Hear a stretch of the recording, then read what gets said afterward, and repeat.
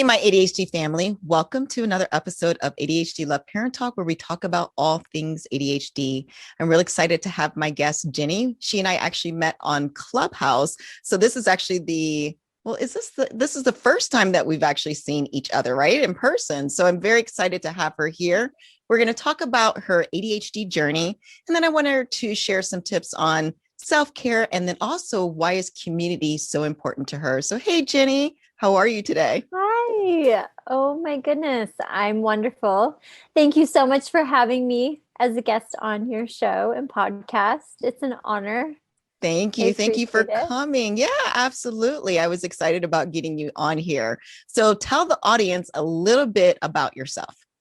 Okay. Um, Origin story or Just a little bit about your background, your mom, just a little bit how about you. far back are we You going? can go way back if you like. So to summarize my life a little bit, I was actually born into a little humble family with my parents. They were married very young. So I was born into a family with teen parents, which had their own, struggles and challenges being so young with a newborn and a baby.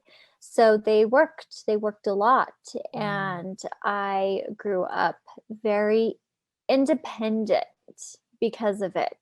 I later then, they had my sisters and I tried to help fill that role the best that I could and be responsible for them. And I watched my parents. We were just so poor, like poverty poor. But I watched how they never gave up Hmm. fulfilling their life, achieving their dreams. They set goals, they accomplished them. And that was something I always admired with them. But I also, was seeing just how important this thing called a job was, Hmm. right? So as a young girl, I began to piece together, oh my goodness, like if you don't have a job or you lose your job or there's nothing you can do, that means we're cutting back on what food is available for Yeah. the week and, other utilities. And so we had to live very humbly and frugal. And I I'll never forget. I mean it's so funny. I will never forget a moment where I want to say 4 or 5 years old. And it's just such a pivotal moment for me. And I asked my mom if I could have 25 cents to go get a candy bar because in my day a candy bar cost 25 cents. So and she's no, we didn't Hmm. have a quarter. So we it's like, but if you find one, by all means. So, looking through the couch cushions, which if anything was found in the couch, The it went gold towards mine. yes, it went towards gas. But not the candy bar. And I said, can't you just write a check? I remember she said, no, explain that to me. And in that moment, I decided for myself.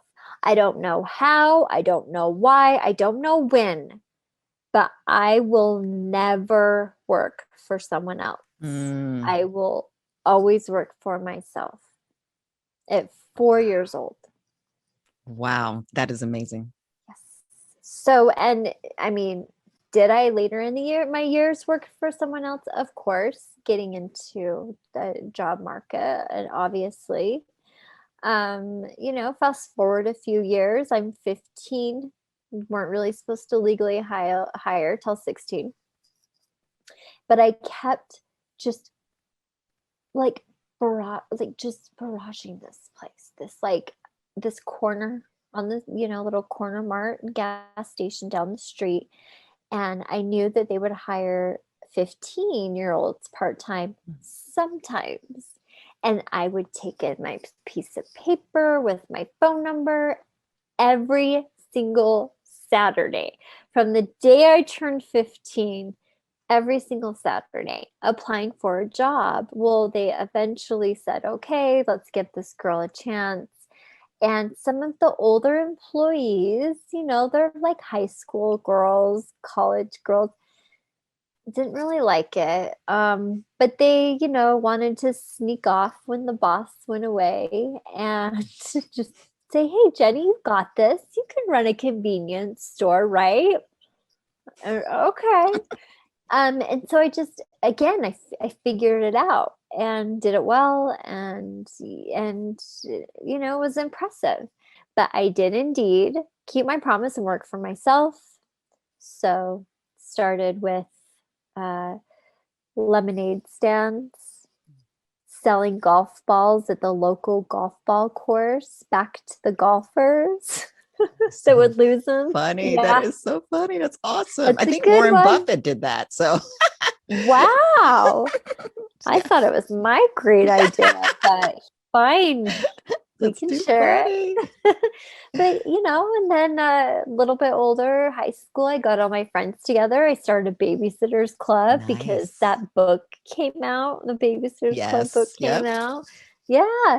And that I think is where community, I saw the value in community with the babysitters club because since I had created it and brought my friends on, then I was the first name on the list and it Mm, was known this is my group. And so it just naturally held me in a higher place, so to mhm, speak, when it mhm. came to couples looking for a babysitter. They wanted the founder of this babysitters club Right. and would pay me a little extra more regularly before they moved down the list.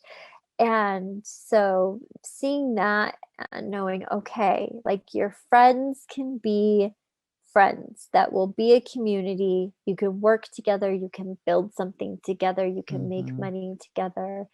So all of those experiences just worked their way throughout my life and yeah, And until I became older. and even today, you have owned multiple businesses, right? Because Okay. you said that you're not even in the direction of creating another business. So you've even done it literally throughout your life. Is that correct? Yes. Yeah. Yeah. My whole life.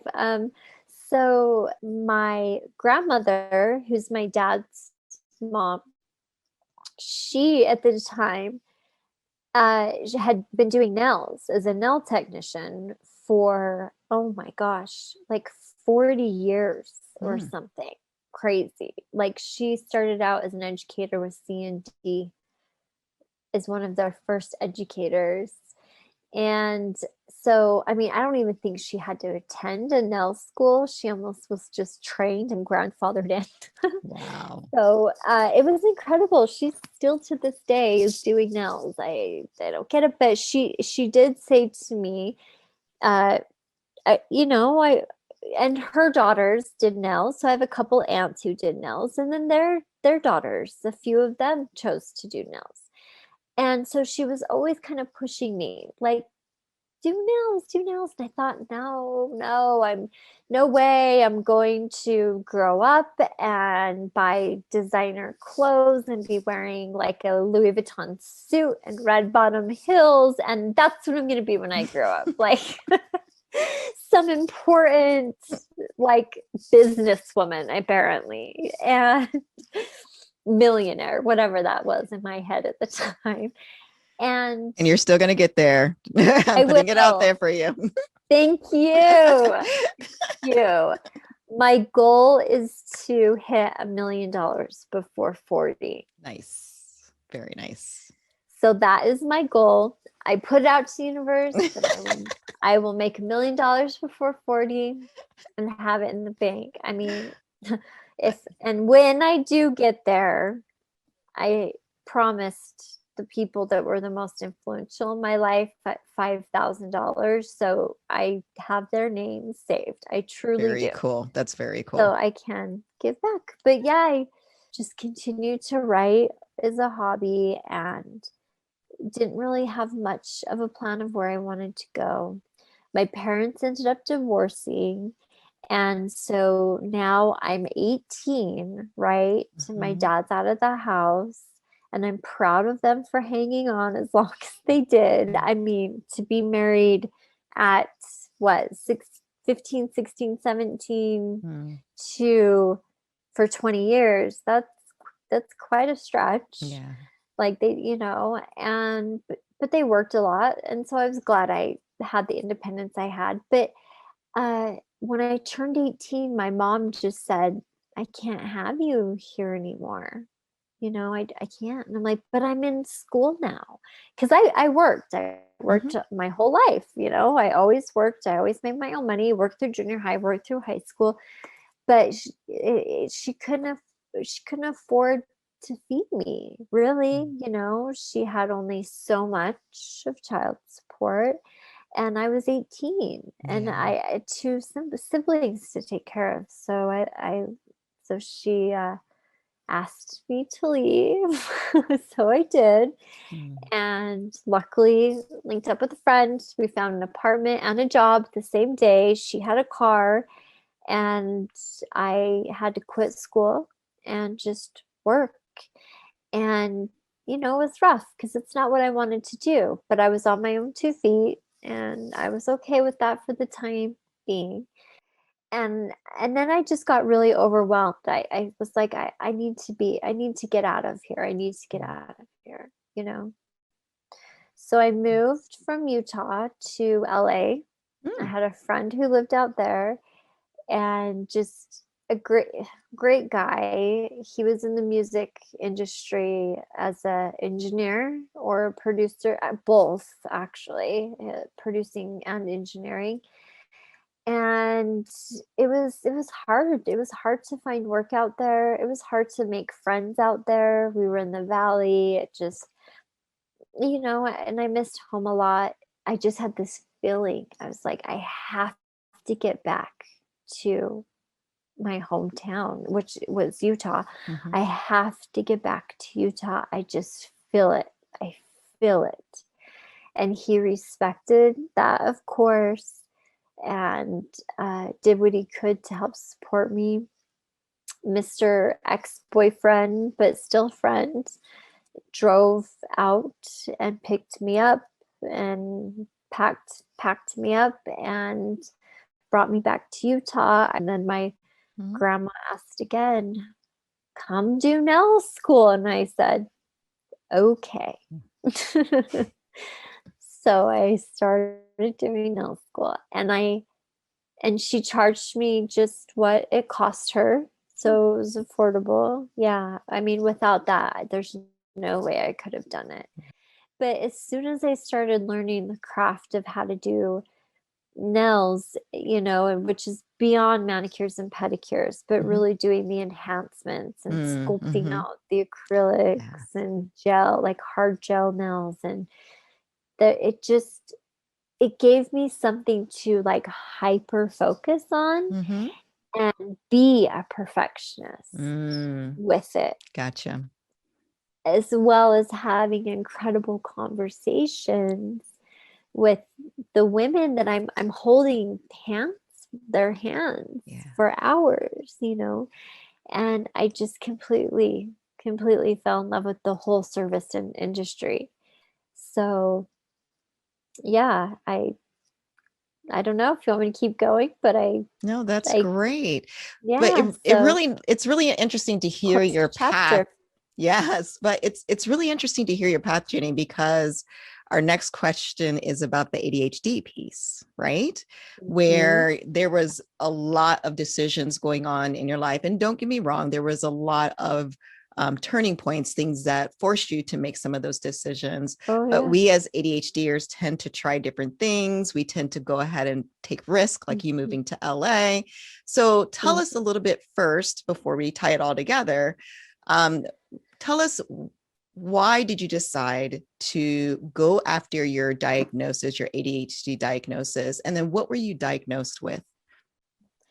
Okay, so for me, it actually I never really considered it, so to speak, because I had definitely suffered with moments of depression and anxiety, generalized anxiety disorder. Insomnia was horrible for me. When I was 16 years old is when the insomnia got so bad. And I had suffered from, it's a chronic illness called endometriosis from the time I was 13. So add that on top of everything. And, they don't know what causes it, what fixes it. So from age 13, I'm taking, naproxen and ibuprofen and like Midol and all of these blood thinners, and just for years and years and years, and just dealing with it. The first legal document I signed at 18 years old was to have my first surgery, laparoscopic surgery for the endometriosis. I've had 4 since, but different stories. So then a year later, second one. By this point, I'm still working in an apartment with my friends. Things are going well. I'm saving money. She begins to start kind of partying. Her parents kind of would save the day if she didn't meet bills. So I had to get out of that environment. I didn't feel comfortable there because I'm just surviving at this point. So that's when I kind of couch surfed some friends' houses for a while, and then took off to Los Angeles, came back, got settled, started nail school. And I just really grew up in that time period. I think moving the state and just being a fish out of water was so good for me. But on the flip side, it was lonely, not having friends. The guy I'm with is working crazy hours. It's like J-Lo's in town for 72 hours, so I'll be back in 3 days. I'm like, what? Like these studio sessions. Crazy. I mean, I don't know if you ever, I do. That should be fine. But anyway, it just was like, no. Insane. Yeah. So I wasn't happy. The anxiety got worse, insomnia got worse, depression got worse. So I never considered ADHD. I never crossed my mind, because it was always anxiety or depression, So I have this strong feeling to move back to Utah. I just intuitively in my soul, it was like, get back there. So once I did and got myself set up, own apartment, have the car, I'm making payments to, I finished nail school and I started taking on clients. So I'm starting to build my clientele. I'm working at salons. This is the moment. I'm having conversations with incredible women, but it's like the schedule gets packed, right? Now I'm booked back to back to back, and it's time management, never a strength. So I'm have to wear a watch on my wrist, so while I'm filing, I can see the time, and just all these little tips and tricks to stay on task. But then I'm very empathic, so I become very invested in these stories they're telling me, and stopped working. And I'm like, oh, sorry. So it became this joke, right? It became a joke amongst my clients that oh my gosh, I swear you're ADD. You're so ADD, right? Like, how much is that word thrown around, right? And you're just like, oh, that's not nice, but okay. And I said, maybe a little bit, but I always, again, I chopped it up to my anxiety. It's anxiety, whatever. So then, I actually hit, and that was company number one. I was the owner of a salon. So So that was the first one. And I had reconnected with a great friend of mine when I moved back to Utah, which is why I think it was time I get back to Utah. We had reconnected. I wanted nothing to do with men or dating at all at this point. So of course he shows up, right? Went from boy to man after being in the military, and just instantly I knew. I'm like, that's my husband. And I said it out loud. I said his name, and I'm like, I'm going to marry this man. Okay. And I was like brushing my hair, brushing my teeth. And then I had to stop myself and go, what? Like, you're what? Who said that? Right? Who said that? And then I said it again. I'm going to marry his name, this guy. And it was just this surreal moment, because it was the farthest thing from my mind. I'm focused on building up my clientele. I'm focused on making money as much as I possibly can.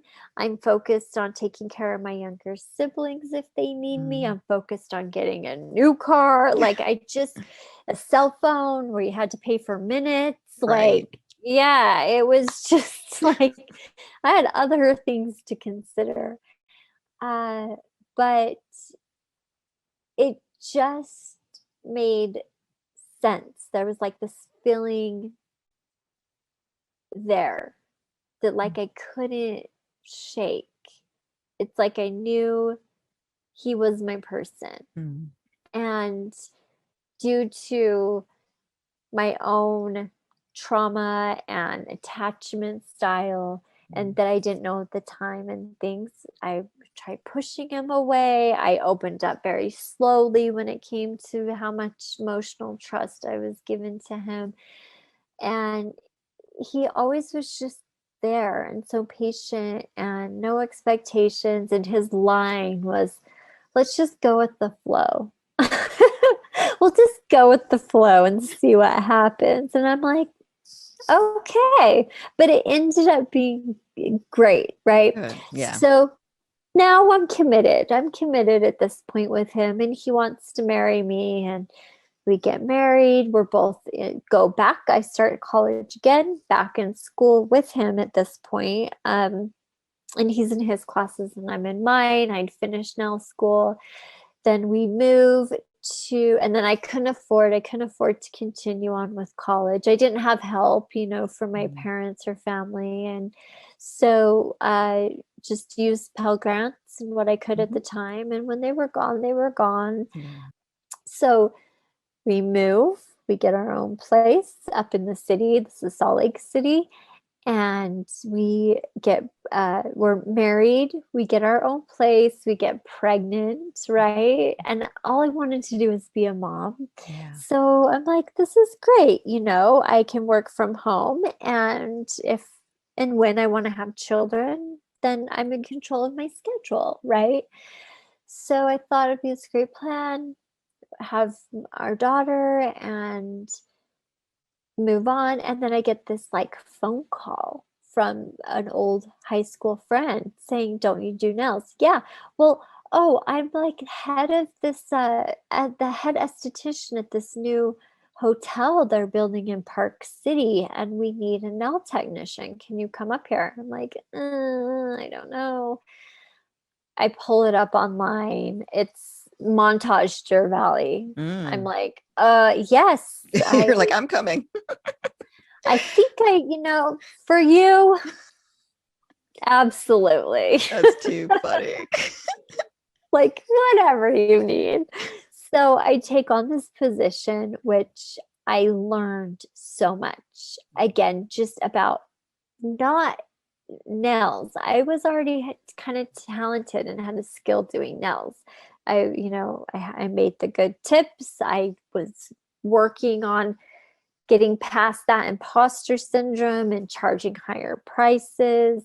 Still not attaching any of it to ADHD. No clue, right? No clue.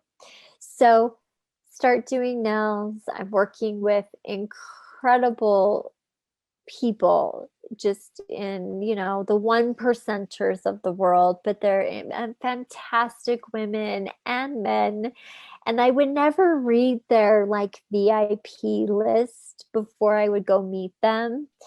So that turns into, I'm like now doing a pedicure and manicure on the president of not Montage Valley, but Montage Hotels, Wow. because they just That's set it up, amazing. right? So I start making, and he's like, how's it going in this spa? What needs to be better? Like, just curious. And I'm like, well, and my brain being this creative problem solver, like, you need this, that, this, and that, and charge it this way, and don't discount. Discounts are cheap. We're going to add on da da da da da da da da da. So he's impressed with me and asks for some advice. I'm able to help contribute, which now I'm doing celebrity nails, which if you're in the hair or nail or beauty industry, that's kind of the goal you want to hit. I'm going to be a celebrity stylist, right? But once I hit it, it was like, wait, now what? Mm. What do I do? So then we were able to rent farther, more south of Park City, right? I want to open my own space. I opened my own salon. Well, I worked for another salon for a little while until I could do this. Open my own salon. It goes really well. And clients, great rapport, good money, good tips, the whole thing. But my body just starts, I'm getting older. I got pregnant with my second daughter, had her, so I'm just really, back at work at this point, tired, just really starting to feel it. Clients continue to joke, colleagues continue to joke that I have ADHD. And I just, it was just so overused. Again, didn't consider it. Then I finally start, feeling not so great at this point. So this would have been about 5 years ago. And we were lucky to buy a home finally at this point in time. And so I'm like, okay, I close the salon, but I will make a little she shed, like a little studio outside in my yard, and just still do a few clients here and there, which I continued to do, and it was great. I'm working from home. I could do a couple set of nails whenever we needed the income, and it was great. And then I start getting more and more tired. Like, I'm not myself, not myself at all. I'm like work, bed, work, bed, work, bed. Just, if my children had an activity, it's like I couldn't even fathom it. Yeah. Yeah. Yeah. Like, even going to the grocery store, right? To pick up an item. It's like, it felt like the most difficult thing in the world to do. Not because I was depressed, not because I was anxious, but because my body was just exhausted. Yeah, I get it. And yeah, it was just that feeling of, okay, I'm going to walk in there, then I have to walk to the aisle, and then back, pay for it, walk out of the store. It might as well have been like an Ironman competition. Like, it just felt like so much work to me. So I'm like, something's wrong. I start seeing a doctor and requesting lab work, and he unfortunately was not paying attention to my health that was trending downward. And he's like, oh, your iron's just low because you have endometriosis. Like, let's get you on a supplement. Let's do IV iron infusions. I would feel okay a couple weeks, but or like a couple days, then a couple weeks later, I'm like exhausted.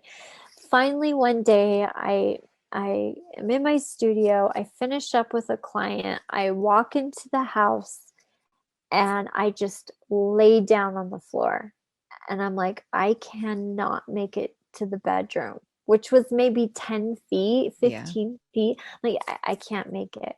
So my sweet husband like picks me up, puts me in a bed. We go to sleep. I wake up in the morning. Like he had a teaching. He was teaching the next day. So he comes home and looked at me, and he just said, I just looked just white, just like this, like gray almost, and pale. And that he said my energy, my aura looked like dim. Yeah. And he's like, I think you need to go to the ER. And I was like, okay. And I'd had this migraine for 3 days on top of it.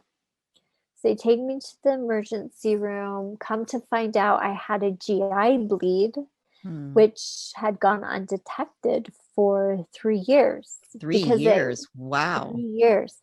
Because it was so slow, I just adjusted. I started to adjust. And just kept, you keep working, you keep pushing, because, here's my parents, right? You just don't give up. And Right. it's not about that. You work for what you want, and you push through, and you don't complain, and blah, blah, blah, the whole thing. And so I did, and almost killed me. So next thing I know, they're admitting me to the ICU. And I was there for 8 days. This 7 days was them, I had like a PICC line and IV bags keeping me alive. I had a great physician. I was so lucky to have this great physician there, and gastroenterologist. We had to do 3 upper GI scopes to repair my stomach, because just years of taking blood thinners and ibuprofen, it just caught up to me. So when they went to repair the one, it's like another one would tear open, and then the stress. So it was like this ulcer that he was trying to repair, but my stomach lining's just so thin. So, but third time's a charm. And I will spare you from any other details. I don't want to be triggering at all for anyone, but it was a close call. And in that moment, I had this choice of the type of energy I was going to pay attention to. So maybe like a nurse would come in, and I would pick up on, I'd start to see these like very like negative flashes of just, like a graveyard, or a scary haunted house, or, like a wilted rose, like just these random kind of negative images. And then she would leave, and then another nurse would come in, and I could just hear their voices, hi, they say their name. And I'll never forget this one woman, and she would come in and she would clean the room every day. So she wasn't a nurse, she's a hospital employee. She cleaned the room every day, and she is who had the most impact on me, because she'd clean up, and she kind of keep her eye on me. She's this beautiful Jamaican woman. And when she'd come into the room, I would get these images of, like the sun shining, or the beach, or a flower blooming, right? So very positive things. And so as I was laying there, completely helpless, completely surrendered, over to this machine that's my body, to just do what it does best and survive and not hold any thought, or it was like no control. Yeah. In that moment, it was nothing. It was not in my hands. And I prayed and I focused on the positivity, and I would just hold these positive images so closely in my mind. And I'm sure she was very welcoming. Like when you saw her each day, it was like taking that breath, that moment. Yeah. It's just, it was a good moment. Yeah. It's a good moment. And she whispered to me, "How are you doing today?" Like, "I'm getting stronger." "Okay, good." And she just pat my hand and say, "This too shall pass." This too shall pass. Every day. Yeah.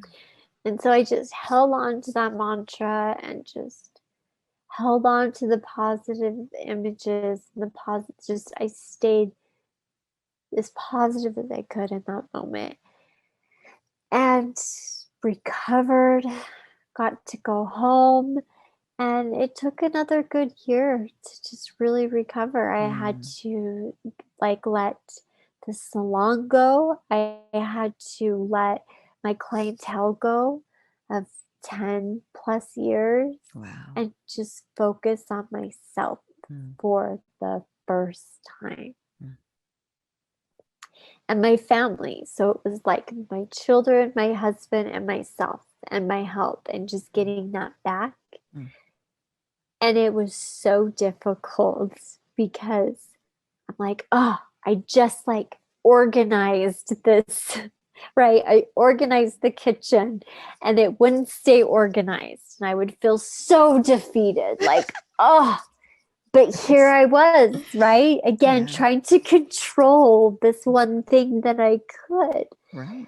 So I realized quite quickly, I'm like, I need a therapist, a good therapist, and a new doctor, of course. And a new doctor, yes.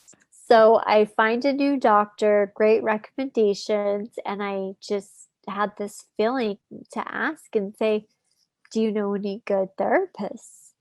And he gave me someone that I reached out to, and just him and his team, and then this therapist that I was working with, just them together were fantastic. And they just really helped get me back to being strong and healthy physically as well as mentally. Okay. And in these moments, I would be sitting in therapy, and my therapist would say, "I am pretty sure you have ADHD." And I'm like, no, you have been hearing way. it for years, and then here goes the therapist, right? The therapist, but serious. Right. And I'm like, maybe, but it can't be that bad. And then my doctor, "I'm pretty sure you're ADHD." He's like, "I think we should try something for it." And I was like, no, because here I am thinking, I already deal with anxiety. I just went through this horrific traumatic experience. I have white coat syndrome now. My blood pressure would be so high just because I'm in a doctor's office, right? So I was like, "Oh, I'm not comfortable with it. I'm afraid it'll just make me feel more anxious." And they educate me. Then I'm in therapy. He brings it up again 3 times. So 3 months, my doctor and my therapist are trying to not push, but just, "I think you would do surprisingly well." So I finally say, "Okay, let's try it." and decided to go to accept their diagnosis because both of them were telling it to me. And then that's when I said, can you two work together? And they were like, yes, absolutely. And that I feel was very important. I was lucky to have that because now my general practitioner and my therapist work together to help me be in a good, stable, healthy place. Yeah. So it's amazing. And I always speak on that as much as possible to have, you really need the community, you need a team, you need people that are there for you. And then this whole experience also taught me who in my life was not, I don't like using the word toxic, we'll say disruptive. We'll use that word. A friend That's of pretty mine, close. pretty close. A friend of mine will say disruptive. I'm like, that's good. So I was able to reevaluate the relationships of friends and unfortunately some family members that were disruptive and not in a positive way. And through therapy and the strength of that guidance, I was able to learn the tools I needed to learn to distance myself from particular people and not and people that I would work with in the future as well. So that was very helpful. Then I just started to improve. My health got better. The first time I ever tried medication for ADHD, I fell back asleep because I took half of what was prescribed and I fell right back asleep. So I thought, okay, I didn't have a panic attack. I'm okay. And it ended up helping with the anxiety and helping with everything else because it just quieted my mind. Yeah. And then I thought, okay, so the what if, the worry about every little thing just got quiet. Yeah. Yeah. So so I could and I've heard, I'm sorry, it's really interesting to listen to you say that because some people see it as not being so foggy, right? Some people describe it as it's just like you said, it's a calmness, it's a clearness. It gives people a chance to think through what they need to do. And I understand, I'm very respectful of those who have some struggles with different medications. I completely understand that. But when you find one that works, yes, those experiences can be so humbling and so powerful. So, yeah. And without that, I would probably just end up where I was before, still stuck in bad relationships with destructive people, even though I was working for myself, but, still attracting a clientele base that was not great for my mental health.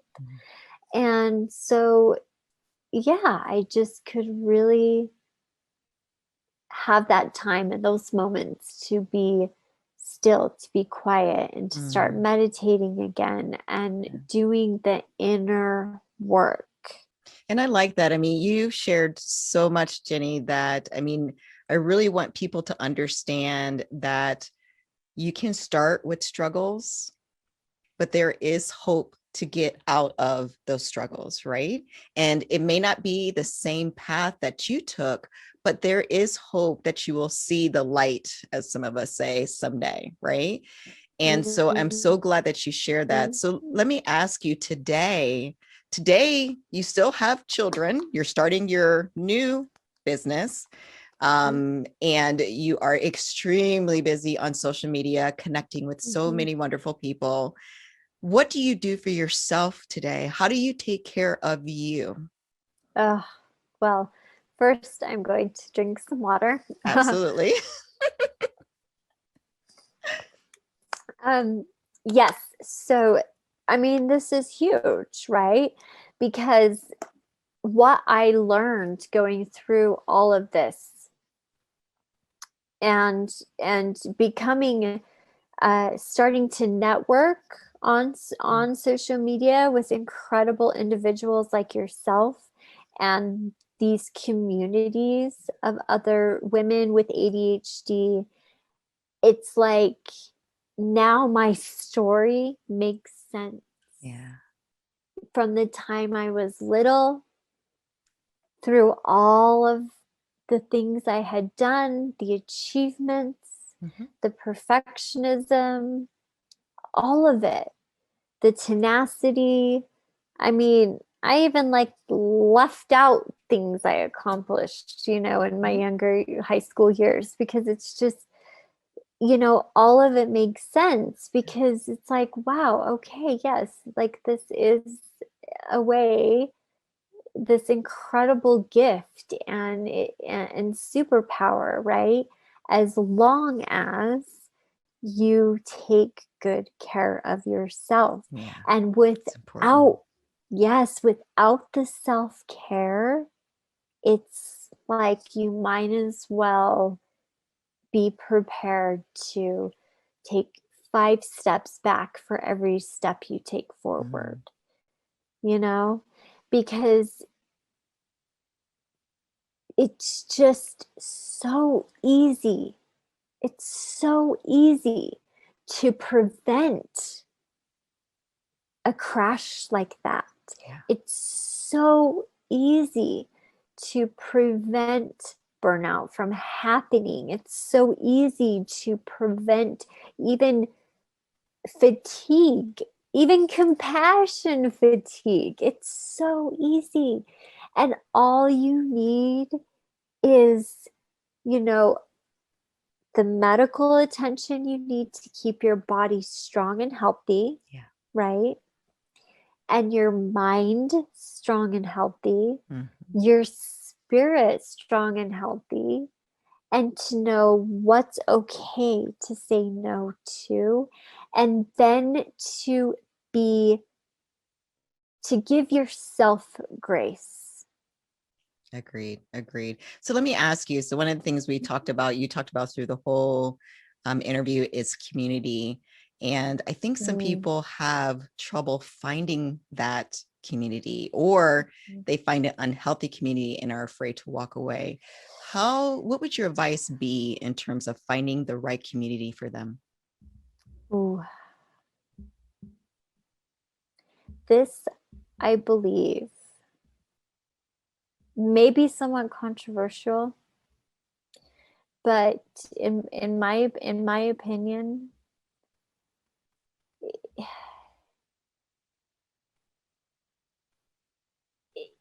you won't find a good, healthy, empowering, uplifting community, or loved ones, or even family or partners in business or relationships.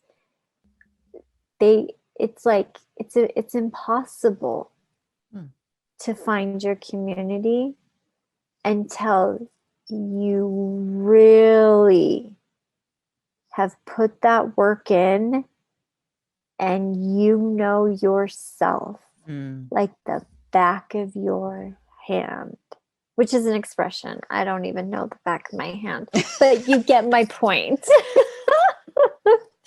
Yeah.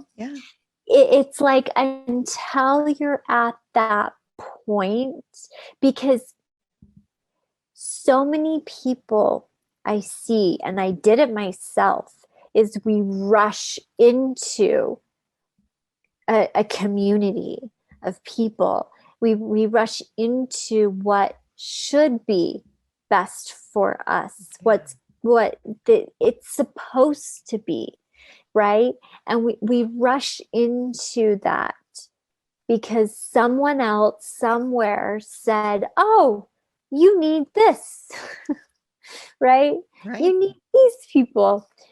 But truly, truly, truly, it's like it can just be smoke and mirrors, or it can just be another dysfunctional moment.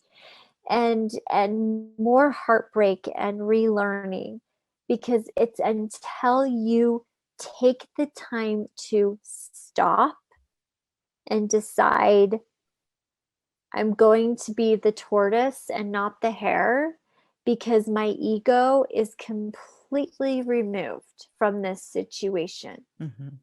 I don't care what people have to say about me. I don't care what anyone thinks of me. I don't care about how I look or show up, or all of that, all of that ego, all of that just illusion of camaraderie. It's like, once, oh, when I have the car or I have the house, my house is like a little 1,000 square foot, 3 bedroom, 2 bath house with the 4 of us and 2 pets. I love my home. And I'll tell you what, we have an incredible amount of equity in this house, as well as the chance to go, and we're completely debt free. Like, Mm-hmm. so Oh yeah. it's like, to me, that's wealth, right? Having those relationships, that's wealth. So it's like, until you can let go of, I need this bag, I need this device, I need these shoes, I need this body, I need, this to be with this group over here because it'll make me all of a sudden have this significance that I should have. It's like, all of it's an illusion that you just have to let go of, and take the moment of saying, okay, I am ready to go to the scariest place I've ever been in my entire life, which is getting incredibly quiet and radically honest about what's going on in here. Yeah. And once you have a hold of that, then you find your community. Mm-hmm. Because it's like that whole saying, if you spot it, you got it, right? Right. Which is normally used in a negative connotation, Mm-hmm. right? It's like, oh, that person is an alcoholic. Well, you spot it, you might got it, right? Like, it's a saying in like the 12-step community, right? It's like that tough love piece. But until you really do that inner work and you're okay with you, and that I can sit here and I'm like, okay, I'm doing the podcast, and we're filming this, and I'm sitting in my bed right now with like scrubs on, but this cute jacket, with my headboard, like the lighting's not great. I have clean laundry to fold over there. Probably should get to the bathroom at some point. But until you really get to this Yeah. place of, it's okay, Right. right? Because Yeah. what matters first is my mental health, the way I'm feeling, because I cannot show up for my best friend, Mm-hmm. my sister, my husband, my children. I can't show up for clients. I can't show up for anyone before I show up for myself. Mm-hmm. Mm-hmm. Nice, nice. And then if the audience has any more questions for you, where can they find you? And then also, what are the other sites? Like, you have your rooms and Clubhouse. So where's everywhere they can find you? Everywhere they can find me. Yes. So the best place right now, I so I do have a website, but I'm updating it with my Okay. new current things. Um, so the best place to be right now is over on Instagram. Mm. And then the link in my bio, I have like social tap, like a link tree type Perfect. Yep. thing put together. So that should, I mean, that's up. That'll, by the time you air this, it's up. I'm literally have like 2 little things to do left Okay. on it, and it's there. So go to my Instagram at Jenny A Hansen with an E, Hansen, and just tap that link in the Instagram bio, and you'll see, okay, this is where Jenny is on Clubhouse. Here's or her Discord, or her, my Discord, my WhatsApp or community text line, or okay, here's her freebies. This is her website, like where everything's living. Wow. So just check it Perfect. out. And that's, like I said, this new business, this digital business and digital products I'm working on right now. And of course, it's really, that is just, it's in there and it's on the back burner for now, because it's all about just the freebies right now. Like, Mm, I just want to do a lot of freebies. I have a self-care calendar, nice. which will help prevent burnout, that I've put a lot into, that is just amazing. And then you can change it for yourself, of course.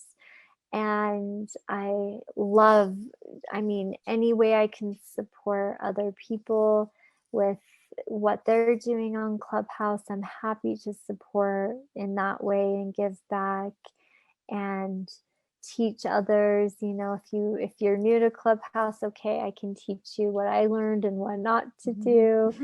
But later on, where my heart and soul is, on my website, that looks like more of like meditations, Mm, conversations, and really diving into finding and identifying your personal and your own yeah. feminine energy, Love it. and just how to embrace that with confidence. And then once you get that, then let's get you cruising on how to make your own money in whatever way that looks like, and set up your business, whatever that is. So a lot of different things, but that, yeah, That's where your go heart to my, is. that's where my heart is. So the link tree or social tap, whatever it's called, Mhm. in Instagram bio, go look at that. Yeah. Perfect. And there's Jenny. questions too. So Absolutely. Absolutely. So, Jenny, thank you. Thank you. Thank you for coming on. It's been wonderful, educational. Thank you for sharing your heart. So, I'm just happy that you agreed to come on. So, thank you. thank you so much. I appreciate you so much. You've been a very pivotal person in my life, because, once I did get this diagnosis and didn't have community yet and was still working on myself, you are one of those women that just was right there, just at that perfect time when I needed the community of the women with ADHD. So yeah, I'm just so thankful for you. I'd do anything for you. So you just let me know. As long Same, as my same. cup is full, you are welcome to as much as you need. You're so funny. Love it. And I love you. Thank you. Bye, Jenny. Bye. Thank you.